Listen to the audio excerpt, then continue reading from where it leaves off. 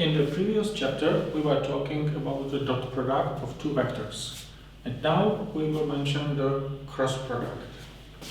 Cross product of two vectors is a vector, unlike the scalar product, which is a number, scalar.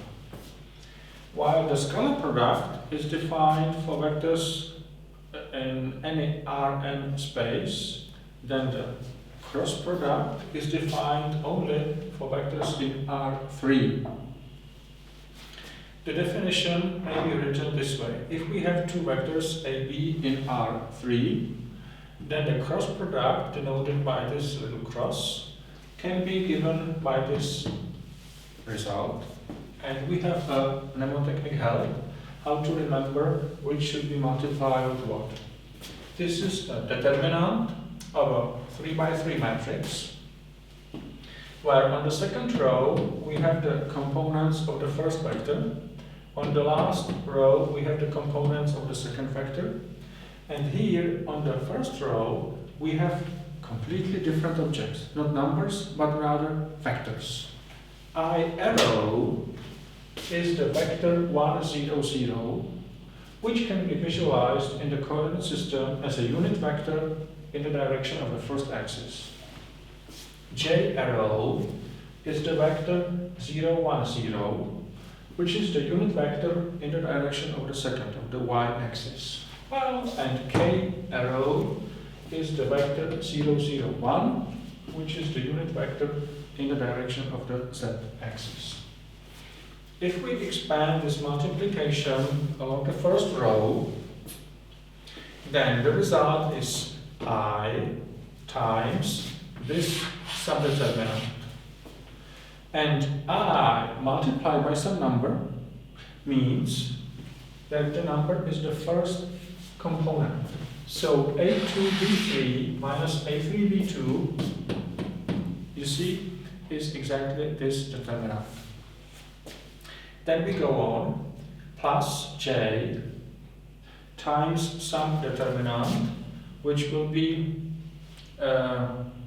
constructed by deleting the first row and the second column. So we have determinant A1, A3, B1, B3, and because of the checkerboard rule, we multiply by minus. So the determinant is A1, B3 minus A3, B1. We multiply by minus, so we have A3, B1 minus A1, B3. And finally, plus K times this subdeterminant, and the number that multiplies K is the third coordinate of the resulting vector. And this subdeterminant is A1, B2 minus A2, B1. So this is the definition of the scalar product or vector product or cross product of two vectors in R3. Only 3. Well, we see that if you solve A and B, then when we interchange two rows in a determinant, the determinant changes the sign. So AB is minus BA.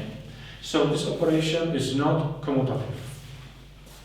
That means AB is not BA.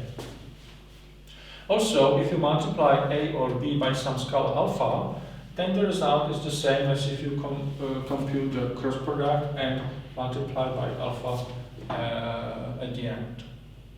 Also, it is distributive in the sense that if you consider sum of two vectors and cross product with C, then the result is equal to A cross C plus B cross C. An interesting property is that the scalar product of two vectors is perpendicular to both of them. It is perpendicular to A and it is perpendicular to B. In other words, if you consider the cross product, then the scalar product with A is 0. This is easy to show if you compute this cross product, scalar product of the cross product and A. Then A cross B is here. First component, second and third. And the dot product means that we take the first component and multiply by A1. Then we take the second component and multiply by a2. And finally, we take the third component of a cross b and multiply by a3. So we get a pretty long expression, but if you consider this term and this term, they are the same as opposite sides, so they cancel. Similarly, this term cancels with this one, and finally this term cancels with this one, and the result is indeed 0. That means this scalar product is 0. That means these two vectors are orthogonal, perpendicular. So we know that they are perpendicular. So if you have two vectors, then the vector product, the cross product, is either this way or this way. And which of these two possibilities is true? This is given by the right-hand rule. This can be illustrated by this simple computation. If you remember once again the vectors I, j, k with these coordinates, then if we consider the cross product ij and use the definition, then we have the result being k. That means ij gives k. Yes, k is indeed perpendicular to I and j, and it goes up. If we cross product j and k, then after this computation we come to I. And if we cross product k and I, the result is j. That means if we want to consider the cross product of two vectors, then the right-hand rule works this way. You take the right-hand side hand, and you put your fingers from the first vector to the other, to the second vector. Say, if we compute red times blue, then we give the right hand this way. And the thumb gives you the direction of the result. So it goes up. On the other hand, if someone considers not red times blue times red, then we put the fingers from blue to red and the thumb goes down. So this is the direction of the resulting vector. We could compute some example. Consider the vector A being, say, 1, 1, 0, and the vector B, say, 2, 3, 5. Then the cross product A cross B would be I, j, k, 1, 1, 0, 2, 3, 5. And the first component is 1 times 5 minus 0. The second component is 0 times 2, which is 0, minus 1 times 5. And finally, the third component is this subdeterminant, 3 minus 2, which is 1.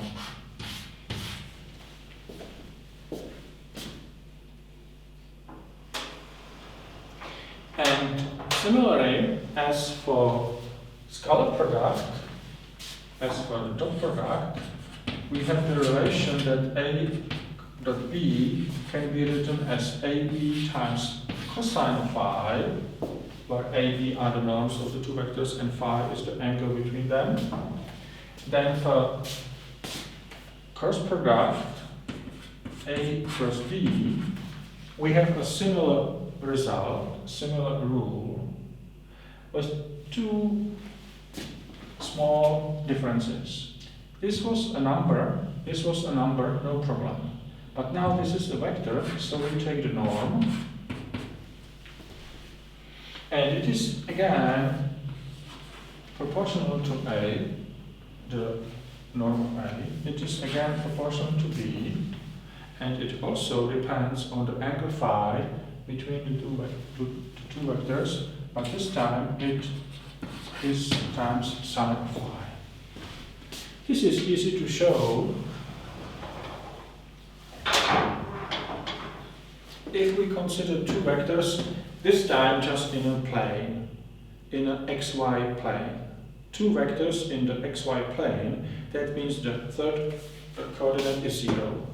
So the first vector A arrow is A1, A2, 0, and the other vector B arrow is B1, B2, 0.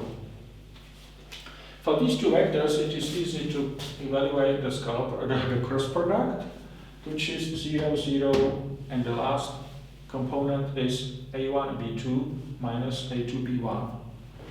Well, this is in agreement with the observation that the cross product is perpendicular to the two vectors.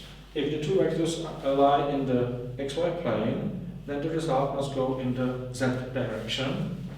So it has only the non-zero z coordinate. And if we consider the square of the norm of this cross product, then this is this square plus this square plus this square. 0 square plus 0 square plus this bracket square. And if we expand this square, we get this expression. Then if we consider the square of the scalar product of these two vectors is A1B1 plus A2B2 plus A3B3, but they are 0. And if we expand this, we get this expression. Then when we add these, that means A cross B norm product square plus A dot B square. Then this is the same but with different signs, so they cancel. And here we can factor out A1 square, and what remains is B1 square plus B2 square. And in these two terms we can factor out A2 square, and what remains is B1 square plus B2 square.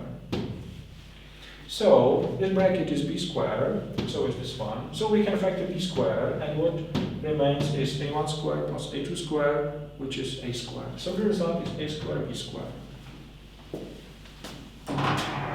So if we subtract this, we get that the square of the norm of the cross product is A square B square minus, and the square of the product of the dot product is A square B square cosine square.